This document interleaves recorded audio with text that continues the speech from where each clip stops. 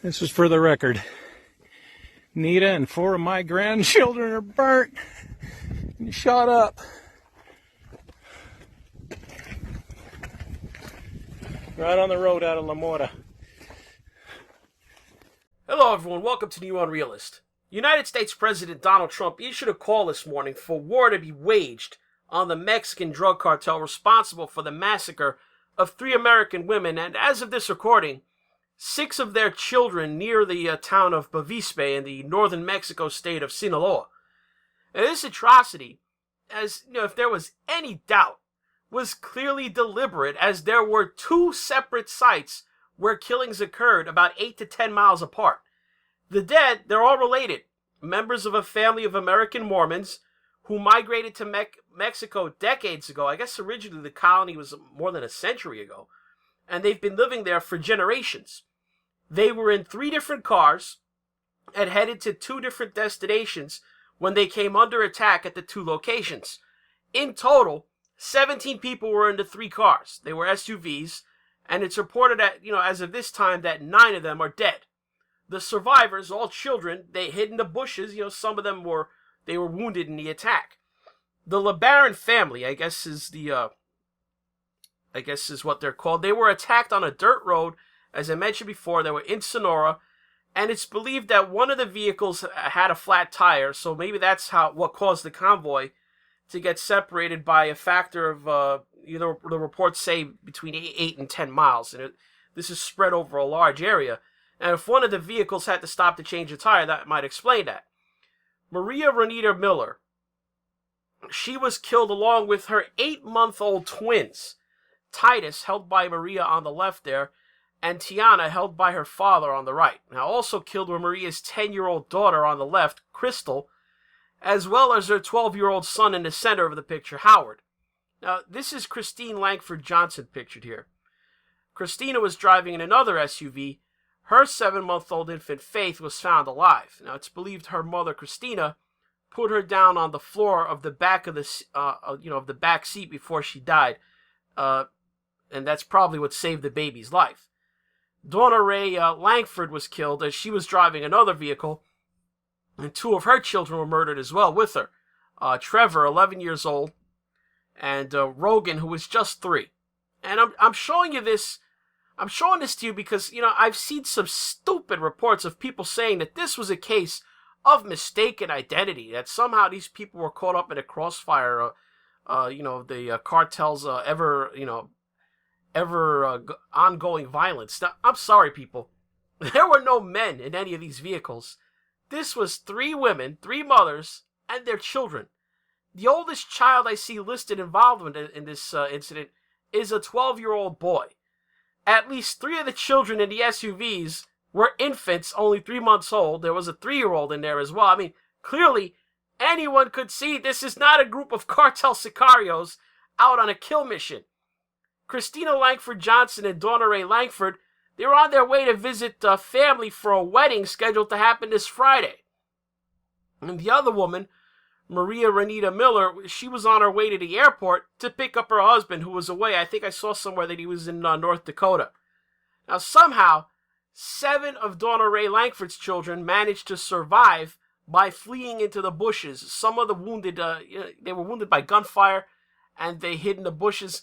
One of Donna Ray's sons covered up his wounded brothers and sisters with branches and then ran all the way home to get help for them. I mean, his family says that it took the child several hours to reach their community.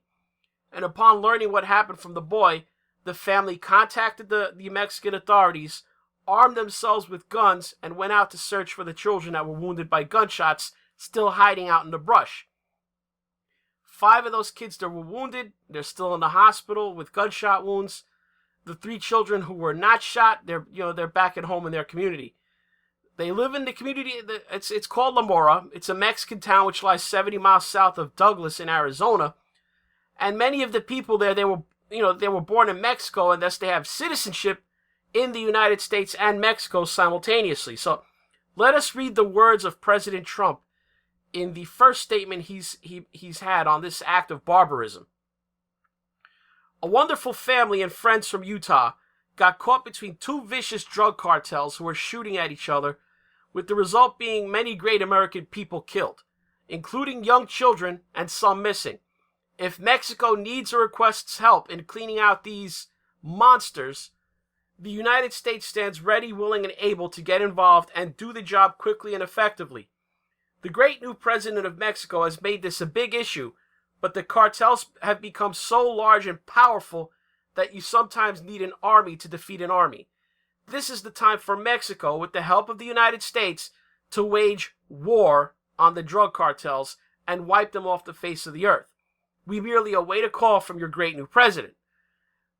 To my mind, this is the correct response from the President of the United States. This act represents but the latest act of organized murder targeting U.S. citizens by an organization headquartered in Mexico. On October 17th, just a little over 2 weeks ago, to give you an example of what's going on down there, Mexican authorities captured Ovidio Guzman Lopez. He's one of the sons of the jailed leader of the Sinaloa drug cartel leader, Joaquin Guzman, popularly known as El Chapo. And if you don't know, they're trying El Chapo over here in New York City, on drug trafficking charges. So get this: Mexico City Security Minister Alfonso Durazo said that a patrol by National Guard militarized police. Now let me repeat that: not beat cops with 9mm pistols and tasers. The Mexican National Guard militarized police on patrol first came under attack from within a house in Culiacan, a city just 370 miles north of Mexico City. This is in the heart of Mexico. This isn't the hinterlands of some dusty northern Mexico town. The National Guard entered the house and arrested Ovidio Guzman Lopez, one of El Chapo's sons, as I mentioned. Now, as it happens, El Chapo's son is wanted in the United States for drug trafficking. And Mexico, on September 13th, they received an official request for extradition for Ovidio Guzman Lopez. They want to put him on trial in the United States. He's one of the largest traffickers of methamphetamine and fentanyl, it's alleged. Now, one problem with this patrol of militarized police, the Mexican National Guard sent out to collect, El Chapo's son, they came under immediate counterattack by cartel gunmen. They basically took over the city of Culiacan. They rolled in on trucks mounting heavy machine guns. They set up roadblocks, and they started shooting up the place. Hay una fuerte balacera en el sector de Avenida Universitarios y...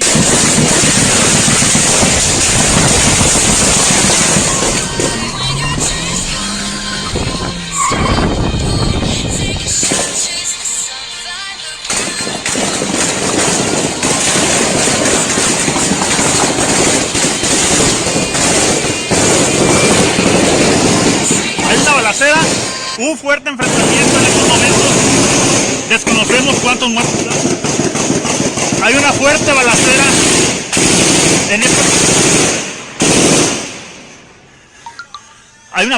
en estos momentos. Let me emphasize that this operation to get the son of El Chapo was planned, and the Mexican National Guard was still overpowered by larger and more well-armed cartel forces.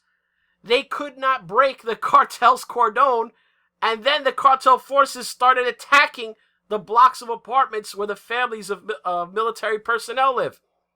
The cartel, they took a military officer and 9 soldiers as hostages. The cartel forces, these guys, they were rolling around in trucks with 50 caliber machine guns mounted on back, technical vehicles.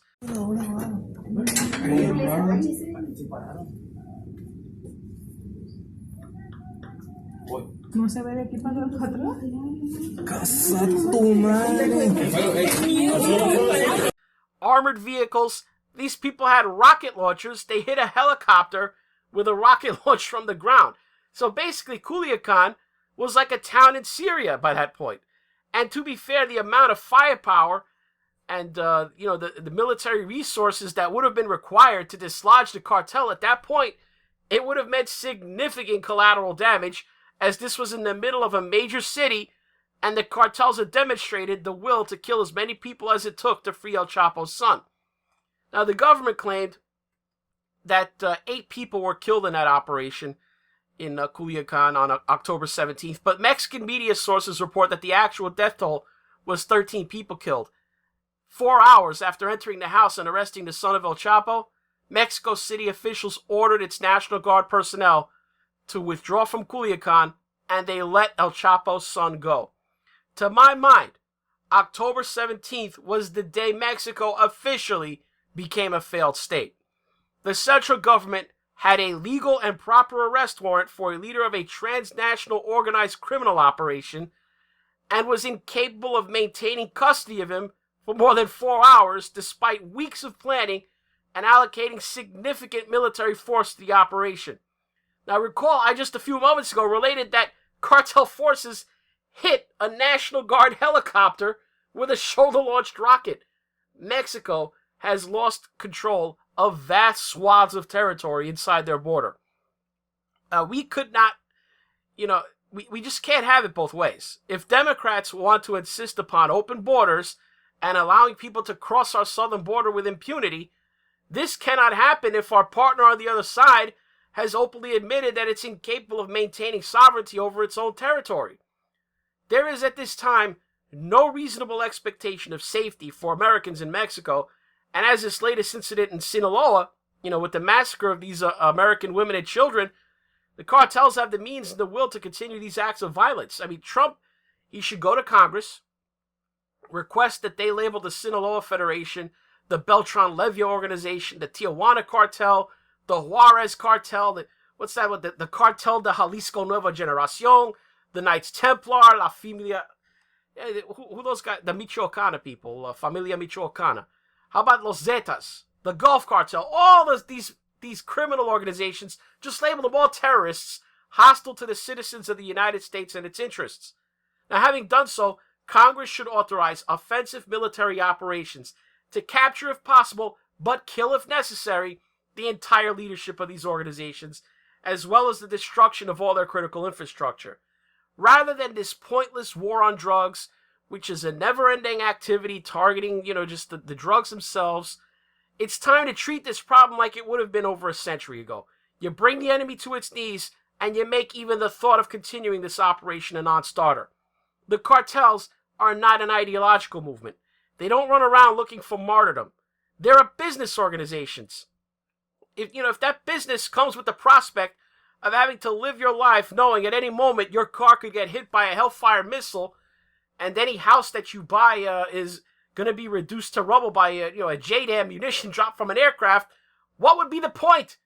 If the son of El Chapo would rather reign in hell than serve in heaven, to borrow a line from Milton, make it so. When Trump took office, ISIS had control of vast swaths of 2 countries and was selling billions of dollars worth of black market oil to fund its proto-state. They had more money and certainly harder core fighters than the Mexican cartels. Where is that entity today? It now controls 0 territory, and the portion of its membership that isn't in prison camps is fleeing towards a town in northwest Syria, hoping that the Turks aren't going to wipe them out and use them as a buffer against Kurdish incursions into their border areas. But the only fly in the ointment of this kind of approach is Mexico's current president, Manuel López Obrador. He seems to have abandoned all sense, and he's decided on a policy. I mean, I'm not going to make this up. This is what they call the policy: hugs, not bullets. This insane person who was voted to lead Mexico actually believes that he can win the forbearance of powerful murderous criminals by being non-confrontational. I mean, this is madness. Let's assume for a moment that it could even work, even though we know it can't. But for argument's sake, the government stands down and more or less just leaves the cartels alone, and let's say the cartels reciprocate, they stop attacking police or military forces. Then what? Suddenly do the cartels stop fighting with one another? I mean, they can't even keep the peace within their cartels. Most of the fighting these days is not between, say, the Sinaloa cartel and the Gulf cartel, an inter-cartel conflict over smuggling routes. No, the conflict these days is between different smaller factions inside each major cartel, vying for power against one another. So Obrador's silly policy is nothing short of an admission that the federal government of Mexico can no longer govern within Mexico. If the cartel can outfight the Mexican military in Culiacan, what's to stop it from one day occupying Mexico City and just taking over the country by force, de facto?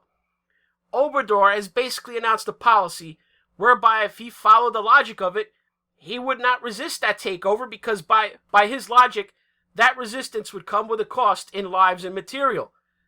But the moment anyone argues that of course he would defend the government's hold over the country, I ask you, what would be different in that case? What makes anyone think that Obrador and the Mexican military would be any more successful holding power in Mexico City than they were in holding Culiacan?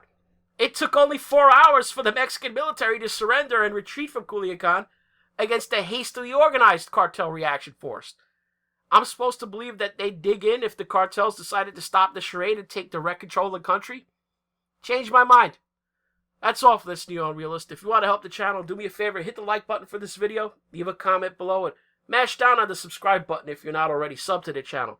You got to click on the notification bell beside it and put it to the all setting if you want to keep up with newer content. And if you want to contribute directly to the channel and toss your hard-earned dollars or pesos into the tip jar, follow the links below to the subscribe star link or PayPal. Or if you watch this on BitChute, you can just click on the green tip pledge button on the video player. Thanks for watching.